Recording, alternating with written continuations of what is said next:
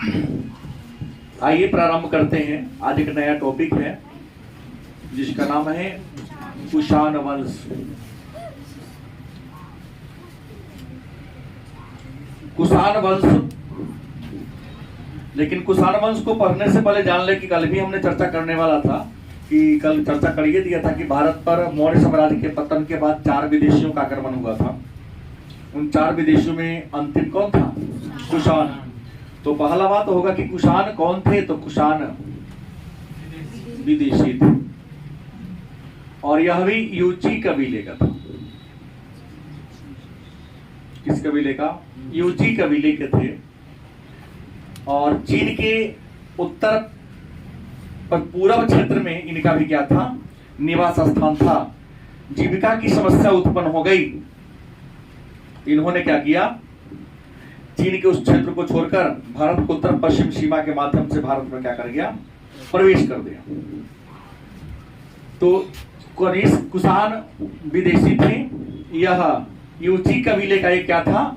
शाखा था। और कुषाण वंश के बारे में अगर जानकारी के स्रोत की बात करें कि किन किन साहित्यों को हम पढ़ेंगे तो हमें कुषाण वंश के बारे में जानकारी मिलेगी। तो एक पुस्तक है माध्यमिका सूत्र। क्या नाम है? माध्यमिका सूत्र। पता है आपको, नागार्जुन ने लिखा है। दूसरा है बुद्ध चरित्र, जिसको किसने लिखा है? अश्वघोष ने लिखा है। और तीसरा चीनी यात्री का यात्रा वृत्तांत चाहे विवरण। ये 3 ही ऐसे साहित्य हैं जिनको पढ़कर हम कुषाण वंश के बारे में जानकारी मिलता है। हालांकि कुषाण वंश के जो सबसे महान शासक थे उनका नाम था कनिष्क। और कनिष्क जब भारत पर शासन किया, भारत का सत्ता को संभाला, तो कनिष्क ने एक अभिलेख लिखवाया था। नाम है सुई बिहार ताम्र पत्र अभिलेख। तो कुषाण वंश के बारे में जानकारी प्राप्त करने के ये स्रोत हैं। पहला माध्यमिका सूत्र, किसने लिखा? नागार्जुन ने लिखा। बुद्ध चरित्र, अश्वघोष ने लिखा। चीनी यात्रियों का विवरण, मतलब चीन के जो यात्री घूमने आए थे उनका विवरण, सुई बिहार ताम्रपत्र अभिलेख हमें इनके बारे में जानकारी देता है। अब कुषाण वंश में जो पहला राजा हुआ जिन्होंने भारत में कुषाण वंश की स्थापना की, उसका नाम था कुजुल कड़फिसस। भारत में कुषाण वंश की स्थापना किसने किया? कुजुल कड़फिसस नामक एक व्यक्ति ने किया। और कुजुल कड़फिसस का शासनकाल था 15 ईस्वी से 65 ईस्वी के बीच तक कुजुल कड़फिसस ने भारत पर क्या किया था? शासन किया था। और कुजुल कड़फिसस का जो साम्राज्य था, राज्य करने का जो इलाका था, वो था काबुल और कंदहार। काबुल और कंदहार तक कुजुल कड़फिसस ने क्या किया था? राज किया था। और इन्होंने अपने शासन काल में एक सिक्का जारी किया। जो सिक्का किसे का बना था? तांबे का सिक्का जारी किया था। तांबे का क्या किया? सिक्का जारी किया। यह किस धर्म को मानता है? थोड़ा विवाद का मुद्दा है। कुछ लोग कहते हैं यह बौद्ध धर्म को मानता था, लेकिन कुछ लोग कहते हैं कि नहीं, यह भगवान शिव की पूजा करता था, मतलब शैव धर्म को क्या करता था? मानता था। इन्होंने जो सिक्का जारी किया तांबा का, उस सिक्का पर यूनानी तथा खरोष्ठी लिपि में लेख लिखा गया है। तो भारत में कुषाण वंश की स्थापना कौन किया? कुजुल कड़फिसस। इनका शासनकाल 15 ईस्वी से 65 ईस्वी तक था। इनका शासन काबुल और कंधार तक फैला हुआ था। इन्होंने तांबे का सिक्का जारी किया। उस सिक्का पर यूनानी तथा खरोष्ठी लिपि में, ऐसे एक बात जान लीजिए, अशोक भी उत्तर पश्चिम सीमा पर जो अभिलेख जारी किया है उनका भी यूनानी और खरोष्ठी लिपि हैं। क्यों? क्योंकि उधर के लोग इसी लिपि को समझते थे। यहाँ पर ब्राह्मी चलने वाला नहीं था, क्योंकि ब्राह्मी लिपि या भाषा को समझने वाला कोई लोग यहाँ नहीं था। कुजुल कड़फिशस के बाद इस वंश का जो दूसरा राजा बना उसका नाम था वीम कड़फिशस।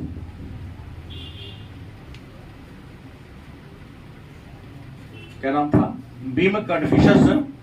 कुजुल कड़फिशस के बाद राजा बना और भीम कड़फिशस का शासनकाल था 65 ईस्वी से 78 ईस्वी के बीच इनका शासनकाल था। ये तो सीधा है कि भीम कड़फिशस शैव धर्म को मानता था, मतलब भगवान शिव की क्या करता था? पूजा करता था। अब कहेंगे कि इसका प्रमाण क्या है, तो इन्होंने जो सिक्का जारी किया उसके सिक्का पर शिव, नंदी और त्रिशूल का फोटो है। नंदी और त्रिशूल का फोटो मिलना सिद्ध करता है कि कहीं न कहीं भगवान शिव की उपासना करता था, क्योंकि नंदी भगवान शिव का वाहन है, त्रिशूल भगवान शिव के हाथ में रहने वाला एक उनका हथियार है, उनका अस्त्र है। इसलिए सिद्ध होता है कि ये कुषाण वंश के ऐसे राजा थे जिन्होंने शैव धर्म को अपना लिया। इनका शासनकाल, इनका साम्राज्य था वह मथुरा तक आ गया था। कहां तक? मथुरा कहां पड़ता है? उत्तर प्रदेश में पड़ता है। मथुरा तक इन्होंने, यूपी माने उत्तर प्रदेश, मथुरा तक इन्होंने शासन किया था। भीम कड़फिशस के बाद इनका बेटा राजा बना जिनका नाम था कनिष्क। और कनिष्क पूरे कुषाण वंश का सबसे महान शासक था और पूरा कुषाण वंश कनिष्क के नाम से ही जाना जाता है। कनिष्क का शासनकाल 78 ईस्वी से 101 ईस्वी के बीच था। और कनिष्क ने राज्यारोहण के अवसर पर 78 ईस्वी में शक संवत चलाया था। क्या चलाया था? एक कैलेंडर चलाया था। बार बार पूछा जाता है प्रश्न कि शक संवत की शुरुआत कब हुई? तो 78 ईस्वी में। किसने किया? कनिष्क ने किया। किस अवसर पर किया? राज्यारोहण, मतलब राजा जिस वर्ष बना, राजा के कुर्सी पर बैठने के उपलक्ष्य में क्या किया था? जारी किया था। ऐसे में बता दूं भारत में कैलेंडर कौन कौन है। तो भारत में चलने वाला जो कैलेंडर है सबसे पहले जारी हुआ विक्रम संवत। विक्रम संवत इंडिया में सबसे पहले आया 58 BC में। दूसरा आया शक संवत, हालांकि इसको कुषाण संवत होना चाहिए, लेकिन इनको लोगों ने मान लिया, विद्वानों ने शक वंश का मान लिया, इसलिए शक संवत दिया। शक संवत यह आया 78 AD में। तीसरा एक आया था गुप्त संवत। क्या आया था? 319 चाहे 320 AD में। चौथा आया हिजरी संवत। क्या आया? हिजरी संवत। और 622 होगा AD में। और भी है जो मैं, अगर आप जानना चाहते हैं तो बता सकते हैं, लाइन और मेरे पास शायद है। इलाही संवत चला नहीं, अलग बात है, लेकिन है तो जरूर 1583। तो ये कैलेंडर है अपने इंडिया में, लेकिन चलता कौन है? शक संवत और विक्रम संवत। बाकी ये गुप्त वंश के राजा ने, चंद्रगुप्त प्रथम ने किया था। हिजरी संवत मुसलमानों का कैलेंडर है। जब मोहम्मद साहब मक्का से मदीना के पलायन किए उस अवसर पर इसको जारी किया गया था। और इलाही संवत एक सौर कैलेंडर है जिसे अकबर ने जारी किया था। मुगल वंश के सबसे महान राजा अकबर ने जारी किया। लेकिन प्रतियोगिता परीक्षा में एक पूछा गया प्रश्न है जो मैं चर्चा कर देना चाहता हूं आपके सामने। शक संवत तथा विक्रम संवत में अंतर, कितने वर्षों का अंतर है? कई बार पूछा गया प्रश्न। 13 वर्षों। ज्यादा हो जाएगा ना, जोड़ दीजिए ना, 35 हो जाएगा। 78 + 58, मतलब एक को इन्हें छोड़ना पड़ेगा। 8 8 16 हो जाएगा ना, 135 वर्ष। तो एक छोड़ेंगे क्योंकि यहाँ पकड़ रहे हैं, तो 8 16 के 6 हाथ में 1 हो जाएगा, 5 1 6 और 7 कितना होता है 13, 100 की गलती हो गया मेरा, सही है। वही 100 58 है ना, तो घटेगा, उल्टा है बीसी में। हाँ घटेगा नहीं, जुड़ेगा। एक देखिए बीसी में एक एडी में से दोनों जुड़ेगा, गलत सही। अगर दोनों एडी में होता या दोनों बीसी में होता तो घटाते हैं, लेकिन जैसे मान लिया एक आदमी यहाँ खड़ा है इधर और एक आदमी इधर खड़ा है, तो कहीं दूरी पर दूरी कितनी है, आपकी इधर से नाप लो, यहाँ के दोनों का नाप लो। जैसे भूगोल में शायद आप लोग को पता ना, समय निकालने का ज्ञान होगा ही ना, कि कितना डिग्री देशांतर रेखा पर टाइम कितना होगा। हालांकि 11 का सिलेबस है वो, लेकिन फिर भी सबको पढ़ाया ही जाता है। तो 136 या 35 सॉरी 135 वर्ष का डिफरेंस है। परफेक्ट, कई बार परीक्षा में पूछा गया है। तो भारत में ये सारे क्या है कैलेंडर है। इसमें शक संवत कौन शुरू किया था, कनिष्क। किस अवसर पर, राज्यारोहण के अवसर पर। कहा जाता है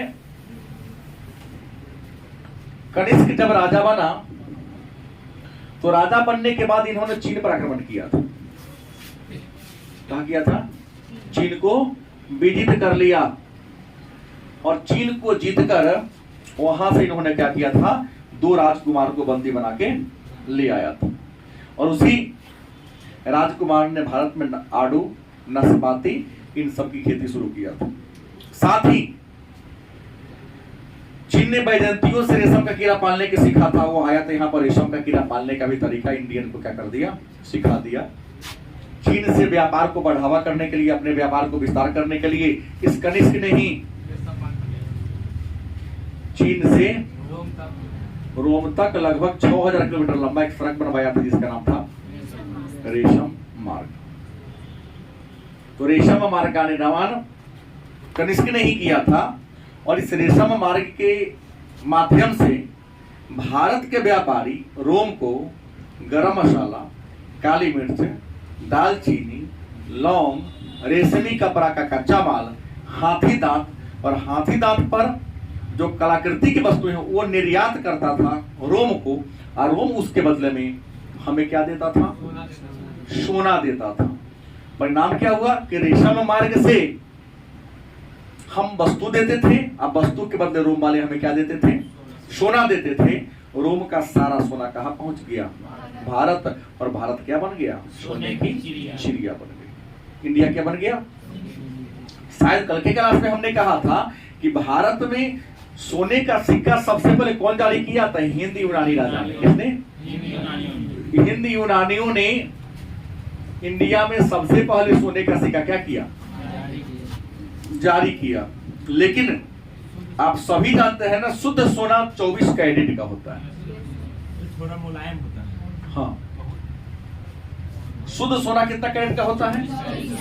अगर शुद्ध सोना का किसी प्रकार का आभूषण बनाइएगा 10 हो जाएगा। तो सोना में अशुद्धि मिलाया जाता है क्या, तांबा। क्या मिलाते हैं, चांदी नहीं मिलता है। कोई पूछे तो याद कर लो कि सोना में अशुद्धि में क्या मिलाते हैं, तांबा कहिएगा, ये ना कहिएगा लोहा वोहा मिला दीजिए, नहीं, तांबा मिलाते हैं। जितना मिलाएंगे तो परसेंट घट जाएगा। तो 22 कैरेट, 23 कैरेट, 20 कैरेट, लेकिन 20 कैरेट देता कौन है, 18-17 देता है। तो खरीदने के बाद बेचने वालों की संख्या क्या है, कम है। वो पितले दे देगा तो आपके घर में पितले रहेगा, बड़ा मुश्किल है पहचानना। तो कह रही है 24 कैरेट मतलब सब शुद्ध सोना होता है। तो कनिष्क के शासन काल में रेशम मार्ग के माध्यम से इंडिया में बहुत ज्यादा सोना आ गया। तो सबसे ज्यादा शुद्ध सोने का सिक्का, सबसे शुद्ध सोने का सिक्का किस काल में जारी हुआ, कुषाण काल में। सोने का सिक्का पहली बार हिंद यूनानियों ने जारी किया था, लेकिन सबसे ज्यादा प्योर खाटी दूध के दही बढ़िया जमे के प्योर सोना का सिक्का कुषाण वंश। लेकिन एक प्रश्न यही और बता दे रहा हूं, अगर आप सबसे ज्यादा हमने शुद्ध की बात नहीं कहा है, सबसे ज्यादा सोना का सिक्का किस काल में जारी हुआ, तो गुप्त काल में। यहाँ 3 प्रश्न है, मैं जानबूझ के तीनों को बताया हूं अगर आपसे पूछेगा कि सबसे पहले सोना का सिक्का, हिंदी यूनानियों ने, वेरी गुड। सबसे शुद्ध सोने का सिक्का कुषाण वंश के राजाओं ने जारी किया, लेकिन सबसे ज्यादा मात्रा गुप्त काल में क्या हुआ, जारी हुआ।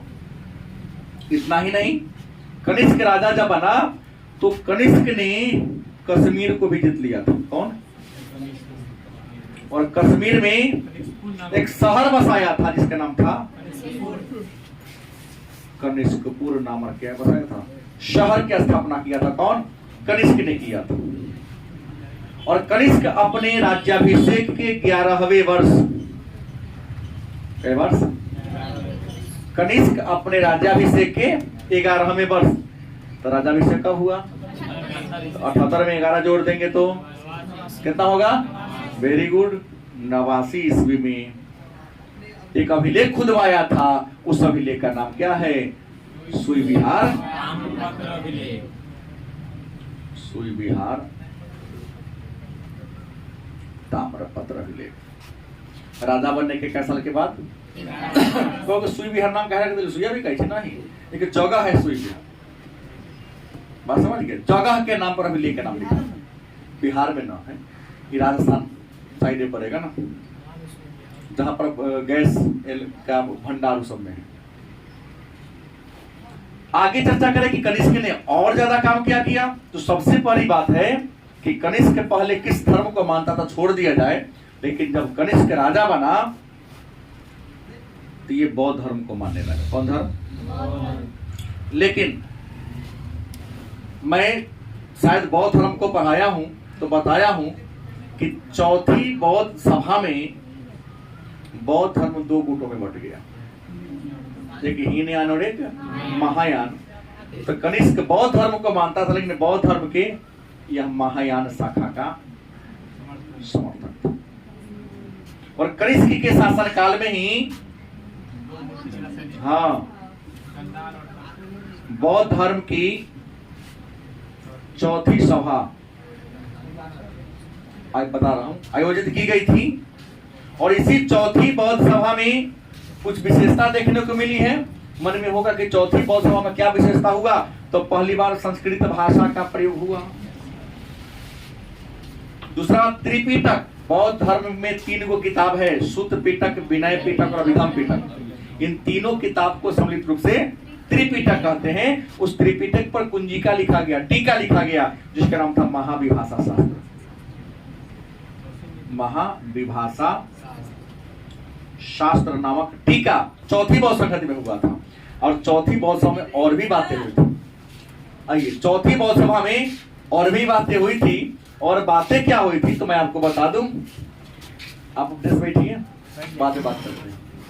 चौथी बौद्ध सभा में और क्या बात हुई थी, तो और बात यह हुई थी कि बौद्ध धर्म क्या हुआ था, 2 भाग में बट गया था। एक का नाम क्या था? हीनयान, दूसरे का नाम क्या था? महायान। हीनयान वाला ये अपरिवर्तनवादी या परंपरावादी या कट्टरपंथी था, और महायान वाला सुधारवादी था। जो हीनयान था इसको क्या कहेंगे हम? कट्टरवादी या कट्टरपंथी। और महायान को क्या कहेंगे हम? सुधारवादी। क्योंकि हीनयान का मानना था कि बुद्ध भगवान नहीं थे, इस कारण हमें उनके द्वारा बताए गए मार्गों का अनुसरण करना चाहिए। महायान वाला कहा था कि नहीं, बुद्ध परमात्मा थे, भगवान है, विष्णु के अंश थे, अतः हमें उनकी मूर्ति बनाकर पूजा। तो सुधार नहीं चाहा, विनय पिटक में जो बात हुआ वो रहने दिया जाए, तो कभी कट्टरपंथी कह दी, या परंपरावादी भी कह सकते हैं इसको हम। और ये सुधार ने कर लिया तो इसको हम परिवर्तनवादी, सुधारवादी, गलत सही नाम से जान गए। तो कनिष्क के शासनकाल में बौद्ध धर्म की चौथी सभा हुई। चौथी बौद्ध धर्म क्या भाग बट गया? 2 भाग में। और यह सभा हुई कब? तो यह सभा 97 AD में हुई थी, माने ईस्वी में हुई थी। इस सभा का अध्यक्ष वसुमित्र और उपाध्यक्ष अश्वघोष थे। उपाध्यक्ष कौन थे? अश्वघोष थे, कोई दिक्कत। लेकिन कनिष्क इतने महान राजा थे किनके दरबार में एक से बढ़कर एक विद्वान रहते थे, और कनिष्क के दरबार में रहने वाले विद्वान कौन कौन थे? तो कनिष्क के दरबार में रहने वाले विद्वान नंबर 1 अश्वघोष, जिन्होंने बुद्ध चरित्र की रचना किया था। कौन? अश्वघोष के किताब का नाम क्या है? बुद्ध चरित्र।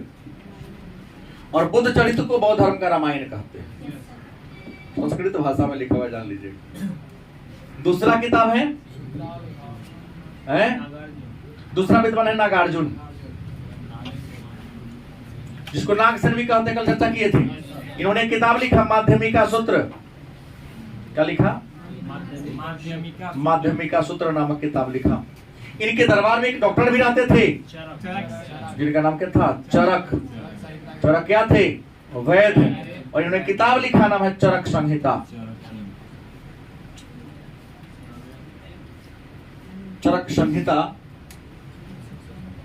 नामक किताब लिखा किसने? चरक ने। जाकर बैठ के पढ़ो। सर जी फोटो यहाँ है। आगे अगर चर्चा किया जाए तो कनिष्क जीवन में जब तक सत्ता को प्राप्त किया, सत्ता पर रहा, केवल और केवल युद्ध ही लड़ा। इतना ज्यादा युद्ध लड़ा कि इसके आम जनता भी, इसके सैनिक पदाधिकारी भी क्या हो गए? परेशान हो गए। और कुछ विद्वान लिखते हैं कि कनिष्क की हत्या यौधेय ने कर दिया। किसने कर दिया? यौधेय ने क्या कर दिया? कर दिया। कुषाण वंश का क्या होता है? अंत हो जाता है। लेकिन कनिष्क के मरने के बाद उनका बेटा राजा बना, जिसका नाम था वासिष्क। कनिष्क के बाद चौथा राजा कौन बना? वासिष्क राजा बना। लेकिन ये भी सत्य बात है कि कनिष्क हमेशा युद्ध में ही संलिप्त रहता था। इसके जनता, इसके सेनानी क्या हो गए थे? परेशान। वो चाह रहा था इसको हटा करके दूसरा राजा बुलाया जाए, मार दिया। उसका राजा कौन बना? वशिष्ठ। कनिष्क की जो पहली राजधानी थी वह पेशावर। कहाँ थी? बता, अगर आपसे पूछे कि कनिष्क की राजधानी कहाँ थी? पेशावर को पुरुषपुर भी, और दूसरी राजधानी कहाँ थी? मथुरा। कनिष्क ने उत्तर पश्चिम सीमा पर अपनी पकड़ को मजबूत बनाए रखने के लिए पेशावर को राजधानी बनाया, लेकिन भारत के आंतरिक भागों में अपनी सत्ता को मजबूत करने के लिए मथुरा, और जानवे करते मथुरा यहाँ क्या कर दिया? अपना राजधानी बनाया। कनिष्क के शासन काल में कुछ और भी बातें हुई, उसको जान लेते हैं पहले।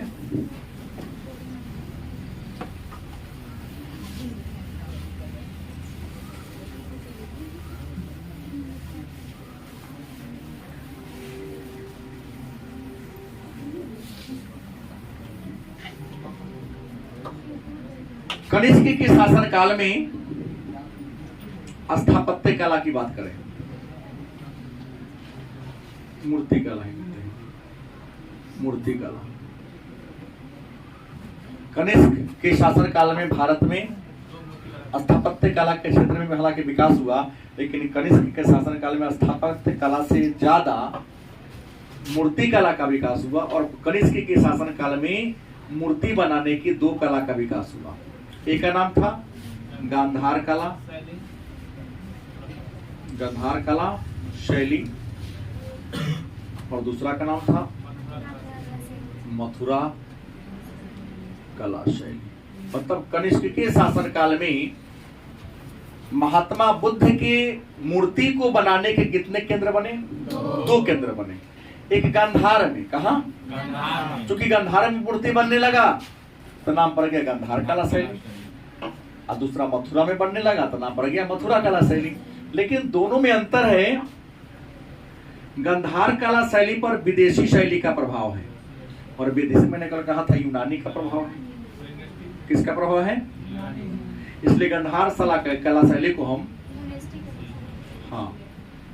हेलेनिस्टिक कला शैली के नाम से भी। इसमें भगवान बुद्ध की मूर्ति काला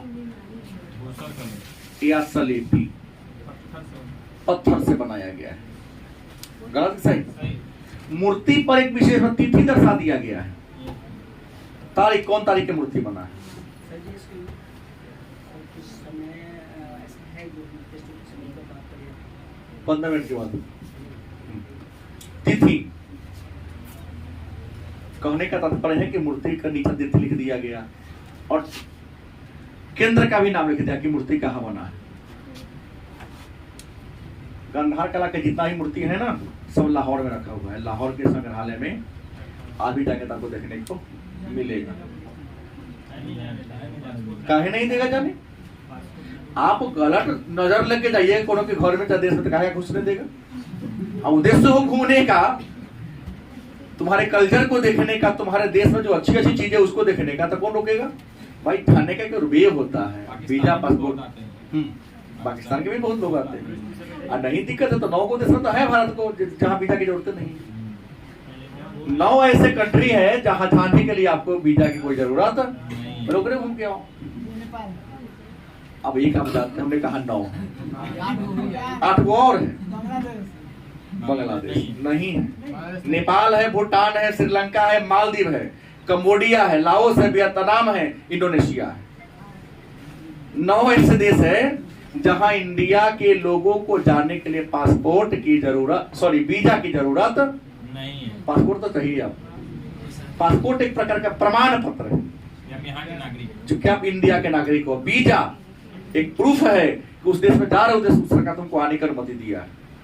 अनुमति पत्र, वीजा एक प्रकार का अनुमति पत्र है कि किसी के घर में जा रहे हो, कार्ड देगा तो ना जाएगा। कार्ड है वो देश के। हाँ हाँ, खाने का ये हो गया। तो 2 कला है, देखिए लाहौर में से कला है। और सबसे बड़ी बात है कि यहाँ पर महात्मा बुद्ध को यूनानी वेशभूषा में दर्शा दिया। माथा पर बाल घुंघरालो दिखाते, पूरा मसल्स को रख के ना, बॉडी जो दिखाता है कथी वाला, जिम वाला, सब पूरा मसल्स को उभार दिया है। फिटिंग कपड़ा दिखा दिया है।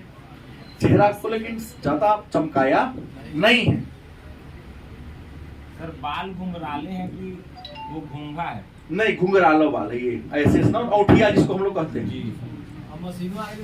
अब तो मशीन आ गया, लेकिन घुंघराले बाल का मतलब हम लोग देहाती भाषा में औठिया बाल, माने ना टेढ़ बाल, ऐसा बाल बना के दिखा दिया। मैगी जैसा। हाँ, मैगी जैसा, वेरी गुड। मैगी जैसा अगर समझते हैं तो ऐसा बाल बना दिया है। और माथा पर क्या डाला दिया?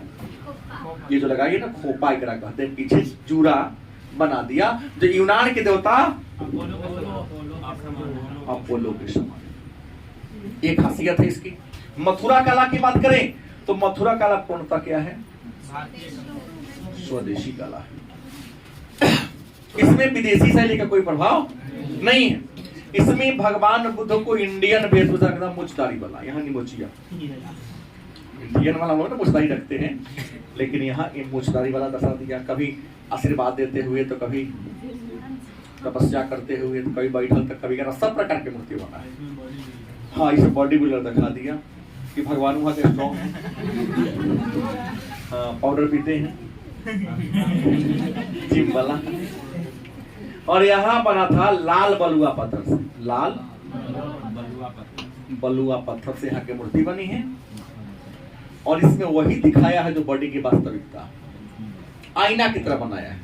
क्योंकि आईना के सामने हम चाहे आप खड़ा होते हैं तो आईना वही दिखाता है जैसा मेरा शरीर होता, जो हमारी वास्तविकता होती, लेकिन यहाँ थोड़ा बढ़ा चढ़ा के दिखा दिया। लेकिन सबसे महत्वपूर्ण बात जान लीजिए, भगवान बुद्ध की पहली मूर्ति, भगवान बुद्ध की मूर्ति यहाँ भी बनी और मतलब गांधार में भी बनी और मथुरा में बनी। लेकिन पहली मूर्ति कहाँ बनी? किसकी? बुद्ध की। अगर पहली मूर्ति की बात करें तो बुद्ध की पहली मूर्ति मथुरा कला शैली में बनी। और मथुरा कला शैली से एक और मूर्ति मिला है, किसका? कनिष्क का। हाँ, सिर विहीन।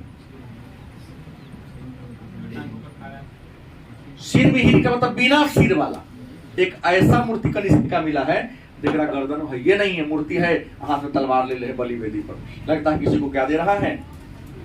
बलि दे रहा है। ऐसा मूर्ति कहां से मिला है? मथुरा से।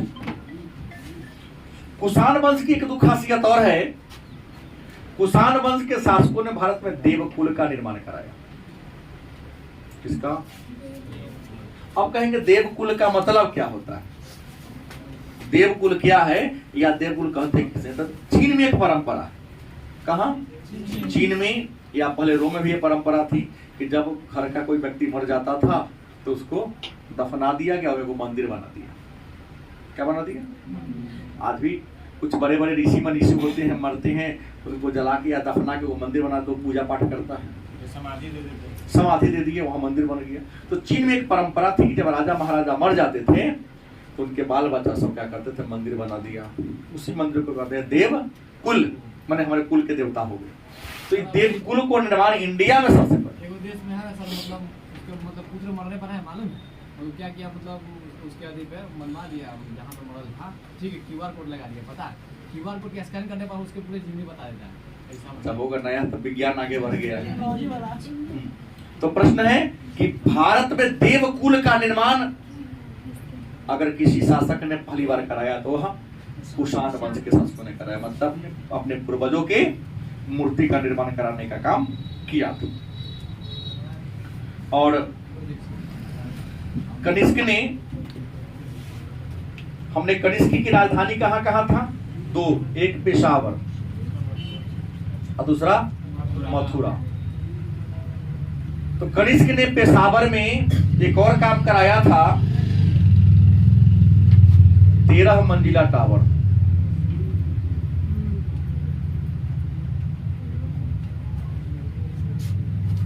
अब जिन टावर होता है इंटरनेट वाला, सब नहीं बनाता कंपनी सा, तो 13 मंजिला टावर का निर्माण कराया था पेशावर में किसने? कनिष्क ने। और उस टावर के समीप एक विहार बनवाया था, क्योंकि बौद्ध धर्म को मानता था, और बौद्ध भिक्षुओं के ठहरने की जगह को क्या कहते हैं? उस विहार का नाम दिया संघाराम विहार। क्या नाम दिया? संघाराम विहार। तो प्रश्न है, मथुरा में कनिष्क ने एक 13 मंजिला टावर बनाया, और टावर में के बगल में एक विहार बनवाया जिसका नाम क्या था? संघाराम टावर था। और इसी संघाराम टावर नाम था, उस संघाराम टावर के बगल में एक संघाराम विहार बनाया, और संघाराम विहार को बाद में नाम दे दिया गया कनिष्क चैत्य। कनिष्क चैत्य, इसका क्या कर दिया गया? नाम रख दिया गया। बात समझ गए? और भी प्रश्न है? नहीं है तो थोड़ा सा टॉपिक हम 15 मिनट का समय लेंगे, तो सातवाहन को भी हम खींच लेंगे, ज्यादा नहीं है। भारत में उपासना के टाइम में सबसे प्रथम मूर्ति मतलब भगवान बुद्ध को माना गया। हाँ, बुद्ध की माना गया। और सबसे महत्वपूर्ण बात जान लीजिए, पहला इंसान जिसको देवता के रूप में मूर्ति बना पूजा जाने लगा बुद्ध है। कौन है? बाद में यूनान के राजा का बना, अगस्टस सीजर का। जिनके अगस्टस सीजर की तो खासियत है, उनके जीवन काल में उनकी मूर्ति बनाकर लोग पूजा करने लगा। बुद्ध को या महावीर को तो मरने के बाद मूर्ति बनाना, लेकिन जूलियस सीजर, अगस्टस सीजर ऐसे शासक हुए हैं जो यूनान के हुए हैं। आप लोगों को मिलेगा 11 के इतिहास में टॉपिक है सब, जिनके जीवन काल में ही उनकी मूर्ति बन गई, पूजा होने लगी। और जुलाई महीना का नाम जूलियस सीजर के नाम पर पड़ा है, और अगस्त महीना का नाम अगस्तस सीजर के नाम पर पड़ा है। एक छोटा टॉपिक है, नाम है शातवाहन वंश। क्या है? शातवाहन वंश। और शातवाहन वंश का शासनकाल 60 ईसा पूर्व से 240 ईस्वी के बीच माना जाता है। 60 ईसा पूर्व से 240 ईस्वी के बीच शातवाहन का शासनकाल माना जाता है। शातवाहन वंश के अगर संस्थापक की बात करें, इस वंश के संस्थापक थे शिमुक। और इस वंश की जो राजधानी की अगर बात कर लें तो सातवाहन की राजधानी प्रतिष्ठान या पैठण थी, जो महाराष्ट्र में पड़ता है। कहां पड़ता है? वर्तमान स्थिति की बात करें, एक बार बीपीएस में शायद हमको लगता है पूछा हुआ है या किसी परीक्षा में वर्तमान स्थिति कि वर्तमान समय में सातवाहनों का राज्य कहां तक फैला हुआ था। वर्तमान राज्य की बात करें तो महाराष्ट्र, आंध्र प्रदेश, कर्नाटक। महाराष्ट्र,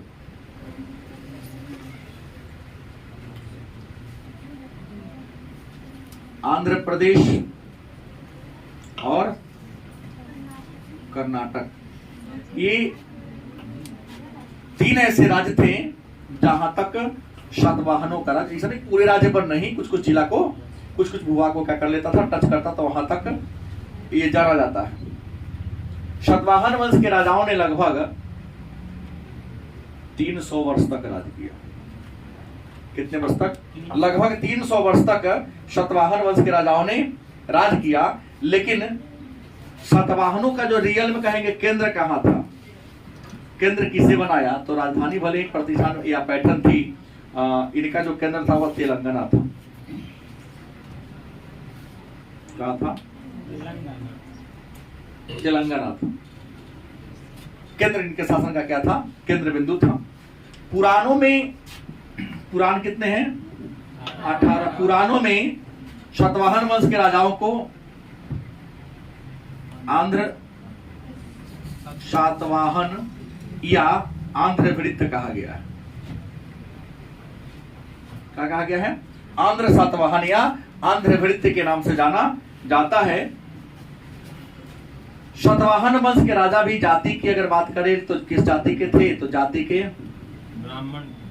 ब्राह्मण थे। क्या थे? जाति के ब्राह्मण थे। तो यह ब्राह्मण वंशीय राजवंश था।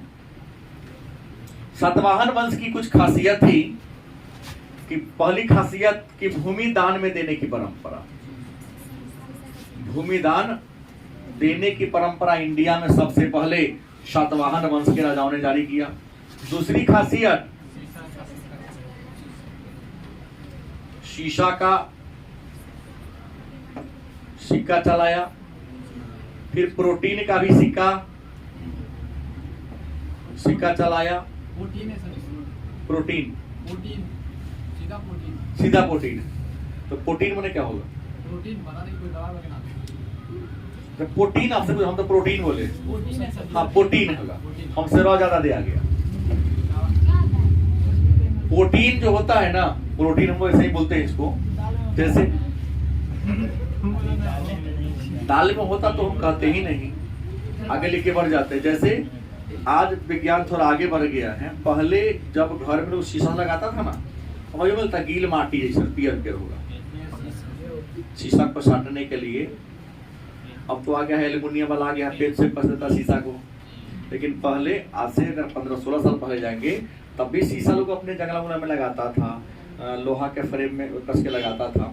लेकिन वहां पर एल्युमिनियम का पतला पतला बीट नहीं बना था, तो उसी प्रोटीन से साट दिया जाता था। मिट्टी है एक प्रकार का, जब सूखने के बाद हार्ड हो जाता है, बहुत हार्ड हो जाता है, फोड़ने से भी फिर टूटेगा। पीला कलर का। आज भी जाओ ना जहाँ पर पेट उंट भी कहता है, फर्नीचर वहां से मिलेगा आपको, प्रोटीन उसको कहते हैं। तो प्रोटीन का सिक्का भी चलाया था। आज सबसे महत्वपूर्ण बात है, हाँ, अपने नाम के आगे माता का नाम क्या जोड़ा? माता का नाम जोड़ा। जैसे आप लोग दक्षिण भारत में जाओगे ना, दक्षिण भारत में सुदूर दक्षिण में जाओगे तो अपने नाम के बदले अपने पिताजी का नाम और दादाजी के नाम जोड़ना है। जैसे भारत के एक प्रधानमंत्री हुए हैं HD देवगौड़ा, तो हरदनहल्ली डड्डा गौड़ा।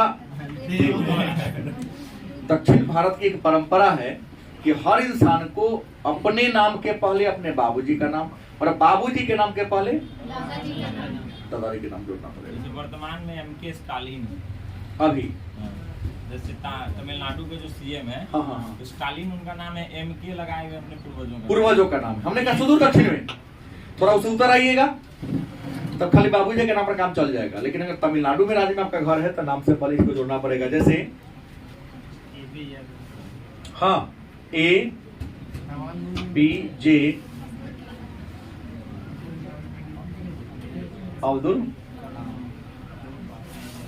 अब्दुल पाकिर जैनुल आबिदीन अब्दुल तो कलाम। ये हमारे भारत के राष्ट्रपति बने, जो वैज्ञानिक राष्ट्रपति, मिसाइल मैन के नाम से इनको जाना जाता है। हाँ, विवाहित राष्ट्रपति भी, ठीक बात है। जमीन से जुड़े राष्ट्र। हाँ, जमीन से राष्ट्रपति बनने के बाद भी जा करके बच्चों को पढ़ाया करते थे। रियल में राष्ट्रपति ऐसा ही होना चाहिए। अटल बिहारी वाजपेयी। इनका पूरा नाम अब्दुल पाकिर जैनुलब्दीन अब्दुल कलाम, ये इनका नाम था। तो प्रश्न है कि अपने नाम के पहले अपनी माता का नाम किसने जोड़ा? सातवाहन इंडिया में यह परंपरा सातवाहन वंश के शासकों तक ही सीमित रह गया कि इस वंश के राजाओं ने अपने नाम के पहले किसका नाम जोड़ दिया। इस वंश के प्रमुख कुछ अगर कुल कहेंगे तो इस खानदान में कुल मिला के 19 को शासक हुए। कितने हुए? लेकिन सब शासक सबको मतलब नहीं है, शासक का नाम नहीं पूछता। 17वां हम जो महत्वपूर्ण है चर्चा उसका कर देता हूं। कुछ 19 का नाम रख के हमको विद्वान बनने की जरूरत नहीं है। तो पहला जो राजा था उनका नाम था शिमुक। क्या नाम था? जिन्होंने सातवाहन वंश की क्या किया था? स्थापना किया था। और ये 60 BC से 37 BC तक क्या किया था? राज किया था। शिमुक का उत्तराधिकारी कान्ह बना। कौन बना? कान्ह को कृष्णा भी कहा जाता है। लेकिन उत्तराधिकारी जरूर था, लेकिन अगर बेटा शिमुक का क्या था? बड़ा भाई था, छोटा भाई था। क्या था? बड़ा भाई सर जी, छोटा भाई राजा भाई छोटे ना, छोटा भाई था। पहले बार परंपरा बड़ा भाई बना ना, नहीं छोटा था, उसमें छोटा बनाया था। क्या सर? सातवाहन वंश की खासियत है कि बड़े बेटा को राजा नहीं बनाया जाता, छोटका बेटा को राजा बना दिया जाता था। हाँ, मैं सही बोल रहा हूँ। यही तो हुआ। तब तो अब करेगी कान्ह बड़ा था, शिमुक छोटा था। छोटका बन जाएगा तो बड़का तो बन के होशियार आगे हो जाएगा, तो पिछले छोटका से पिछड़िए जाएगा। इसलिए नियम बनाना छोटके राजा बन जाए कि बड़का इस बेईमानी नहीं करेगा। कान्ह बड़का था, ठीक आपने कहा। दोनों का तरीका समझाने का अलग था आपका। छोटका था शिमुक, इसलिए उसको बना दिया गया। और छोटका के बाद कान्ह राजा बना, जिसको कृष्ण भी कहते हैं। इसका क्या था? भाई था। और कान्ह के बाद तीसरा जो राजा बना उसका नाम था शिमुक प्रथम। क्या था? शिमुक प्रथम बना। और जो शिमुक प्रथम था, रियल में कहेंगे तो इसका ये बेटा था। क्या था? इसका बेटा था। और सातवाहन वंश का यह पहला राजा था। शिमुक प्रथम सातवाहन वंश का पहला राजा था जिन्होंने सातकर्णी की उपाधि धारण किया। इससे पहले किसी भी राजा ने सातकर्णी की उपाधि धारण। इसी सातकर्णी का या शिमुक प्रथम की पत्नी का नाम था नागनिका, जो बड़ा ही धार्मिक महिला थी। अपना अधिकांश समय पूजा पाठ में ही क्या करती थी? व्यतीत करती थी। सही है ना? और इसी नागनिका ने जितना भी धर्म किया, पुण्य किया, उन सब का एक अभिलेख लिखवा दिया। उस अभिलेख का नाम है नाना घाट अभिलेख। और नाना घाट अभिलेख कहाँ है? तो महाराष्ट्र के पूना जिला में। कहाँ है? महाराष्ट्र के पूना जिला के नाना घाट नामक स्थान पर है। इसलिए इसका प्रकार नाना घाट अभिलेख। लेकिन लिखवाया कौन? नागनिका ने लिखवाने का काम किया था। इसके बाद शिमुक जो था सातवाहन वंश का प्रथम प्रतापी राजा था। अगर इससे पहले जो भी राजा हुआ ये इतना प्रतापी क्या हुआ? नहीं हुआ। लेकिन सातवाहन वंश का जो पहला प्रतापी राजा कौन था? शिमुक था। इनका जो राज था उत्तर में मालवा से लेकर दक्षिण में, आपको बता दें नर्मदा घाटी तक इनका राज्य क्या हुआ था? फैला हुआ था। इनका राज्य बहुत लंबा चौड़ा क्या हो गया था? बढ़ गया था। और इसने सातवाहन वंश के इस राजा शिमुक ने क्या किया था? तो 2 बार अश्वमेध यज्ञ किया था और 1 बार राजसूय यज्ञ किया था। राजसूय यज्ञ राजा बनने के अवसर पर किया जाता है। तो सिमुक प्रथम ने 2 बार क्या किया, अश्वमेध यज्ञ किया और 1 बार राजसूय यज्ञ किया। और राजसूय यज्ञ करने के बाद इन्होंने सम्राट की उपाधि धारण किया था। नियम है, सम्राट उसी राजा को कहा जाता है जो राजा बनने से पहले चाहे राजा बनने के बाद राजसूय यज्ञ करे। इसके अलावे सिमुक प्रथम ने कुछ और भी उपाधि धारण किया था, जैसे दक्षिणा पथपति, दक्षिणा पथपति माने दक्षिणा पथ के मालिक। इसे और भी उपाधि है अप्रति हथ चक्र। इन्होंने क्या किया था, उपाधि धारण किया था। हाँ, सिमुक के बाद जो राजा बने, अगर चौथा राजा की बात करें कि सिमुक के बाद राजा कौन बना, कमजोर राजा तो सब बना। सिमुक के बाद चौथा राजा बना वेदश्री। क्या बना, वेदश्री राजा बना। उसके बाद 5वां राजा सतश्री बना। लेकिन ये जो दोनों राजा बना बड़ा ही निर्बल बना, बड़ा ही कमजोर बना। इनके शासन काल में सातवाहन वंश उत्थान के जगह पतन की ओर आगे बढ़ने लगा। और इसके बाद जो 6ठा राजा बना, जिनके बारे में आप लोग जानते हैं, गौतमी पुत्र सातकर्णी। गौतमी पुत्र है सातकर्णी। इसका नाम था सातकर्णी ही नाम था, लेकिन इसके माता का नाम क्या था, गौतमी। इन्होंने सातवाहन वंश की जो स्थिति का लड़खड़ा रहा था, तो सत्ता को संभालकर स्थिति को सुधारने का क्या किया था, काम किया था। और आपको बता दे, इस वंश में और भी राजा हुए, गौतमी पुत्र सातकर्णी, जिन्हें सातवाहन वंश का, इनको सातवाहन वंश का प्रतिष्ठापक, जो प्रतिष्ठा धूमिल हो गया था, उस प्रतिष्ठा को पुनः वापस लाने का क्या किया था, काम किया था। और सातवाहन वंश का एक पहला राजा था जिन्होंने अपने नाम के पहले किसका नाम जोड़ा था, इससे पहले किसी भी राजा ने अपने नाम के पहले माता का नाम नहीं जोड़ा, लेकिन सातकर्णी प्रथम पहला राजा था जिन्होंने अपने नाम के पहले अपनी माता का नाम जोड़ लिया। मैंने इनकी एक शायद परंपरा थी कि ब्याह के बाद राजा लड़की वाला के यहाँ चल जाएगा। इससे शादी के बाद लड़की को लड़का ले आते घर लाता है ना, लेकिन यहाँ थोड़ी सी क्या थी, शायद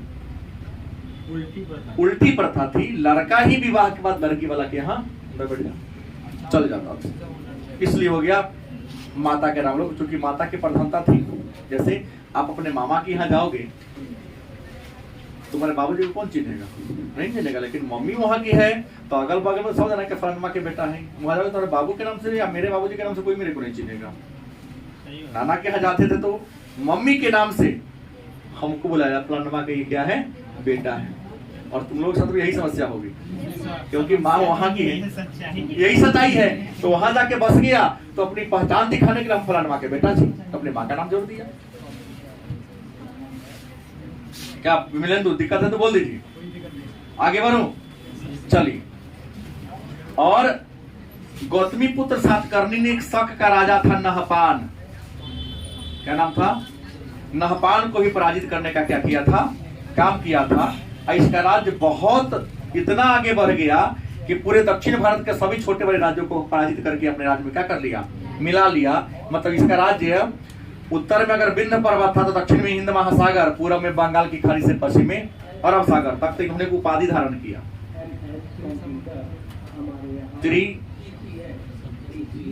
समुद्र तोय पितावाहन, समुद्र तोय पितावाहन। इसका मतलब था जिसका घोड़ा, त्रि माने 3, समुद्र तोय पितावाहन, मतलब जिसका घोड़ा 3 समुद्र का क्या करता हो, उसी राजा को हम त्रिसमुद्र तोय पितावाहन के नाम से जानते हैं। अगला जो राजा बना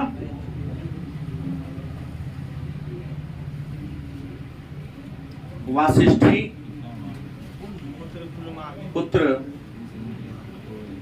कुलुमावी। और वशिष्ठी पुत्र पुलमावी, इसने, आप बता दें, सातवाहन वंश गौतमी पुत्र सातकर्णी के बाद यह एक प्रतापी राजा था और इसके शासन काल में और अधिक दक्षिण तक पूरा कन्याकुमारी तक सातवाहन वंश का राज्य क्या हो गया, फैल गया। और वशिष्ठी पुत्र पुलमावी के शासन की सबसे बड़ी खासियत थी कि ब्राह्मण होते हुए भी अमरावती स्तूप का क्या किया था, मरम्मत कराने का काम किया था या विस्तार कराने का काम किया था। तो अमरावती स्तूप का विस्तार कौन कराया? वशिष्ठ पुत्र पुलमावी ने अमरावती स्तूप का क्या किया था, विस्तार कराया था। और इन्होंने एक शहर नवनगर की स्थापना किया था। नवनगर नामक शहर बसाया। इसके अलावा महाराज की उपाधि धारण किया। और जब पहले बोल रहे थे दक्षिणा पथ पथेश्वर, दक्षिणा पथ पथेश्वर की उपाधि वशिष्ठी पुत्र पुलमावी ने धारण किया था। इसके बाद अगला जो राजा बना नाम था यज्ञश्री सातकर्णी। कौन राजा बना? यज्ञश्री सातकर्णी राजा बना।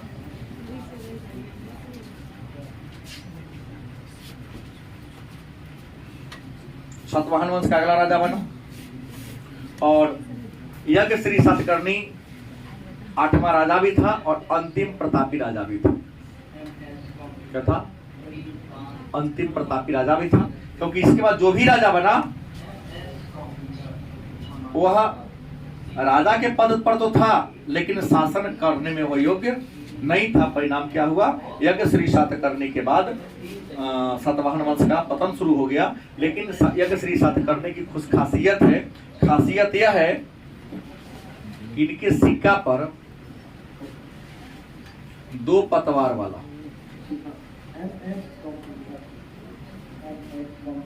नाव का फोटो मिला है। 2 पतवार समुद्र में चलने वाला जो, हाँ, डंडा टांग देता है ताकि हवा के झोंका से नाव आगे खिंचाए। तो 2 पतवार वाला सिक्का किसका मिला है? यज्ञश्री सातकर्णी का। तो यह सिद्ध करता है कि नौसेना में शायद यह स्ट्रॉन्ग बन गया था। और बन क्या गया था? इसे तो श्रीलंका पर अटैक किया, श्रीलंका को भी क्या कर लिया था, जीत लिया था। और श्रीलंका की राजकुमारी स्त्री का क्या हुआ था? विवाह हुआ था। और यज्ञश्री के बाद और भी राजा बने, आप नाम ले सकते हैं। विजयश्री, कौन था? विजयश्री। विजयश्री के बाद चंद्रश्री। उसके बाद 17वां राजा की बात कर लेते, कौन था? हाल था, जो बाराही क्या था, विद्वान था। और इसके दरबार, अपने तो विद्वान था ही लेकिन अपने दरबार में अन्य कई विद्वानों को गाथा सप्तशती तो लिखा था। और इसके दरबार में और भी बड़े बड़े विद्वान, हाँ, गुनाढ़ है, इनके दरबार में क्या करते थे, रहते थे। और इसके बाद सातवाहन वंश का क्या हो जाता है, पतन हो जाता है। और सातवाहनों के पतन पर ही या कुषाणों के अवशेष पर ही एक नया राजवंश की स्थापना होती है। चर्चा अगले क्लास में होगी, नाम है गुप्त वंश।